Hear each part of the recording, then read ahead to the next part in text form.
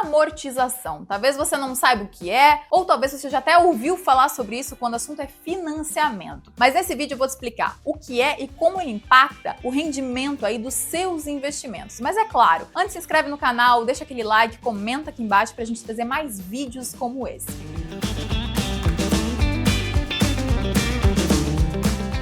Bem simples, a amortização nada mais é do que a redução progressiva aí de uma dívida ao longo do tempo. No mundo dos investimentos, isso significa que a empresa ou até mesmo o emissor do título, ele vai pagando parte da dívida durante a vigência da operação e não tudo só lá no vencimento. Então, para quem investe, isso afeta, é claro, diretamente quando e quanto você vai acabar recebendo. Isso porque, ao invés de você ter que esperar até o final para embolsar aí tudo de uma vez só, com um título amortizável, é diferente. Você pode receber parcelas periódicas que já devolvem parte do capital investido, junto, é claro, com os juros. Isso pode ser excelente, ser ótimo para quem quer mais liquidez, mais previsibilidade, mas também exige atenção. Por quê? Conforme o valor investido, ele vai sendo devolvido, o saldo que está ainda rendendo, ele diminui e com ele o total de juros que você vai receber acaba diminuindo também. O sistema de amortização, a gente tem aí dois, os principais, o saque e o price. Então os títulos de dívida, por exemplo, eles podem usar diferentes tipos de sistema de amortização e esses são os dois mais comuns. O saque é um sistema de amortização constante, que como o próprio nome já diz, o valor amortizado, ele é constante. Logo, como os juros, eles são calculados sobre o que ainda falta pagar, as parcelas vão diminuindo ao longo do tempo. Já no caso do price, o sistema de amortização francês, as parcelas elas são fixas, mas no início você recebe mais juros e menos do valor principal da dívida. Neste caso, a amortização aí ela só acelera mais para o final. Para o investidor, isso impacta, é claro, o fluxo de caixa e a forma como a rentabilidade se realiza ao longo do tempo. Aí talvez você esteja se perguntando, Flávia, por que isso importa? Saber se um título ele é amortizável ou não e qual sistema ele usa, te ajuda a entender melhor quando você vai recuperar o seu capital, te ajuda a avaliar se o fluxo de pagamentos se encaixa aí com os seus objetivos e também a comparar aí ofertas de forma mais justa, porque dois títulos,